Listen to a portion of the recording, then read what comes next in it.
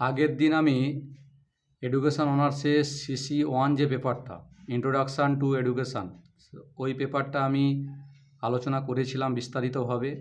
English থেকে Bangla transfer করেছিলাম তোমাদের। আজকে আমি CC2 যে পেপারটা রয়েছে ফার্স্ট সেমিস্টারে এডুকেশান অনার্স, CC2 পেপারের যে পেপারটার নাম history of Indian education.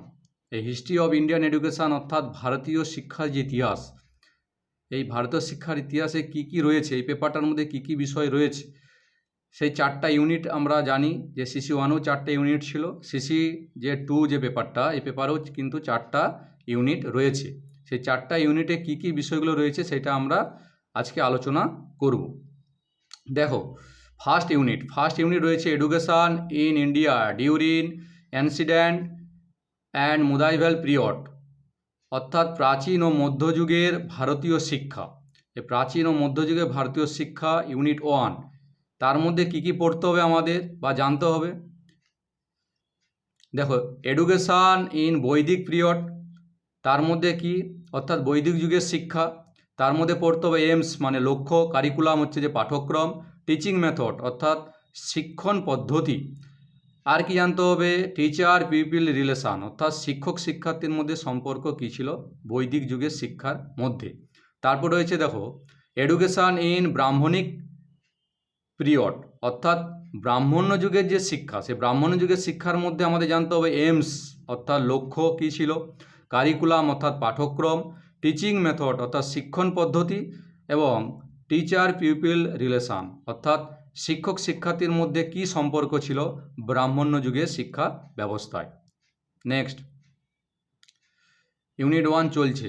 Unit 1-এ last কি রয়েছে এডুকেশান ইন দ্য বৌদ্ধিস্টিক পিরিয়ড, অর্থাৎ বৌদ্ধ যুগের যে শিক্ষা, সেই বৌদ্ধ যুগের শিক্ষার কি কি জানতে হবে, এইমস অর্থাৎ লক্ষ্য জানতে হবে, কারিকুলাম পাঠ্যক্রম, টিচিং মেথড শিক্ষণ পদ্ধতি, টিচার পিপল রিলেশান অর্থাৎ শিক্ষক শিক্ষার্থীর মধ্যে সম্পর্ক জানতে হবে বৌদ্ধ যুগের শিক্ষা ব্যবস্থায়।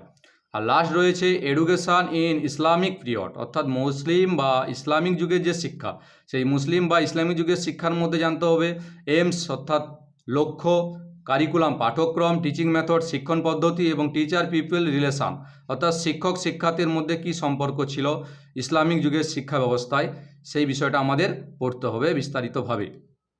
এবারে নেক্সট যে ইউনিট রয়েছে ইউনিট হচ্ছে 2। ইউনিট 2-তে রয়েছে education in India during British period, অর্থাৎ 1800 থেকে 1853 খ্রিস্টাব্দে যে ব্রিটিশ যুগের যে ভারতীয় শিক্ষা, সেই ব্রিটিশ যুগে ভারতীয় শিক্ষার বিস্তারিত বিষয় আমাদের পড়তে হবে। তাই ইউনিট 2-তে কী কী জানতে হবে আমাদের, দেখো শ্রীরামপুর ত্রয়ী and their contribution in the field of education, অর্থাৎ শ্রীরামপুর ত্রয়ী কারা, কাদেরকে শ্রীরামপুর ত্রয়ী বলা হয় এবং শিক্ষাক্ষেত্রে তাদের যে কন্ট্রিবিউশন অর্থাৎ তাদের যে অবদান, সেই অবদানটা আলোচনা করতে হবে। নেক্সট যেটা রয়েছে চার্টার অ্যাক্ট অর্থাৎ সনদ আইন, চার্টার অ্যাক্ট মানে সনদ আইন এবং ওরিয়েন্টাল অক্সিডেন্টাল কন্ট্রোভার্সারি অর্থাৎ প্রাচ্য এবং পাশ্চাত্য দ্বন্দ্ব, প্রাচ্য পাশ্চাত্য দ্বন্দ্ব কেন হয়েছিল, কী কারণে হয়েছিল এবং সমাধান কিভাবে হয়েছিল, সেই বিষয়গুলো আমাদের জানতে হবে।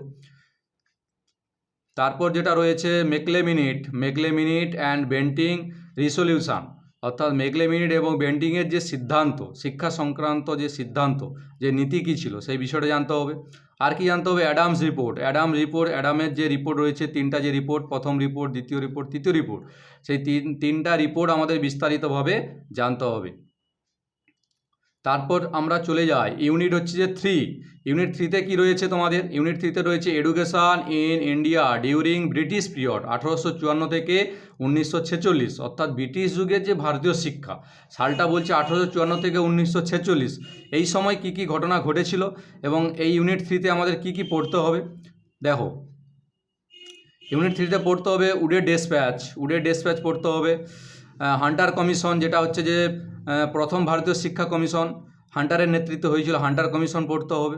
তারপর কি আছে Curzon policy regarding primary secondary and higher education, অর্থাৎ লর্ড কার্জনের যে শিক্ষানীতি ছিল, প্রাইমারি অর্থাৎ প্রাথমিক শিক্ষাক্ষেত্রে, সেকেন্ডারি হচ্ছে মাধ্যমিক শিক্ষাক্ষেত্রে এবং হায়ার এডুকেশান অর্থাৎ উচ্চশিক্ষার ক্ষেত্রে তার যে কী নীতি ছিল সেই নীতিগুলো জানতে হবে।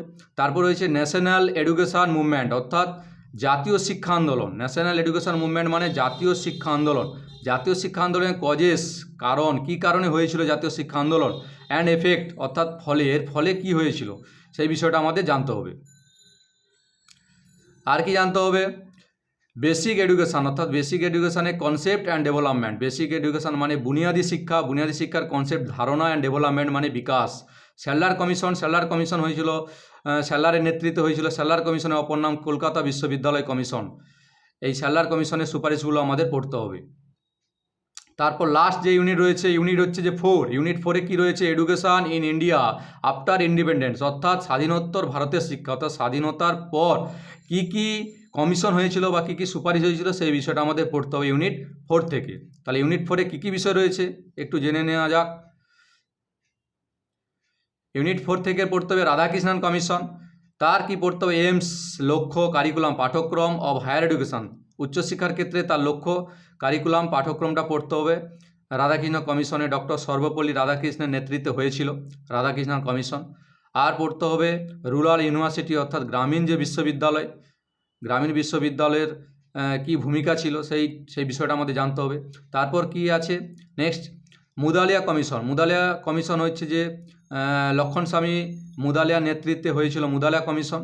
সেই মুদালিয়া কমিশনে এইমস বলছে লক্ষ্য, স্ট্রাকচার মানে কাঠামোটা কি, অ্যান্ড কারিকুলাম অর্থাৎ পাঠ্যক্রম অফ সেকেন্ডারি এডুকেশন অর্থাৎ মাধ্যমিক শিক্ষার লক্ষ্য, কাঠামো এবং পাঠ্যক্রমটা আমাদের পড়তে হবে। তারপর হয়েছে কোঠারি কমিশন। কোঠারি কমিশনের মধ্যে ডিএস কোঠারির নেতৃত্ব হয়েছিল কোঠারি কমিশন। কোঠারি কমিশনের মধ্যে পড়তে হবে এইমস, লক্ষ্য, স্ট্রাকচার মানে কাঠামো, অফ কারিকুলাম মানে পাঠ্যক্রম, of primary and secondary education প্রাথমিক এবং মাধ্যমিক শিক্ষার লক্ষ্য, কাঠামো এবং পাঠ্যক্রম আমাদের পড়তে হবে কোঠারি কমিশনে। তারপর বলছে ন্যাশনাল পলিসি অফ এডুকেশান 1986 অর্থাৎ 1986 সালে জাতীয় যে শিক্ষানীতি, এই জাতীয় শিক্ষানীতির সুপারিশগুলো আমাদের বিস্তারিতভাবে আলোচনা করতে হবে। আর কি পিওএ 1992 1992 সালে হয়েছিল প্রোগ্রাম অফ অ্যাকশান পিওএ, সেই প্রোগ্রাম অফ অ্যাকশানের সুপারিশগুলো কী কী সেই বিষয়টা আমাদের পড়তে হবে। তাহলে এই হচ্ছে যে CC2 যে পেপার তোমাদের CC2 পেপার, সেই CC2 পেপারটা অর্থাৎ হিস্ট্রি অফ ইন্ডিয়ান এডুকেশান, এই পেপারটা আমি বিস্তারিতভাবে তোমাদের আলোচনা করলাম এবং কী কী পড়তে হবে সেই বিষয়টাও আমি আলোচনা করলাম। ক্লিয়ার?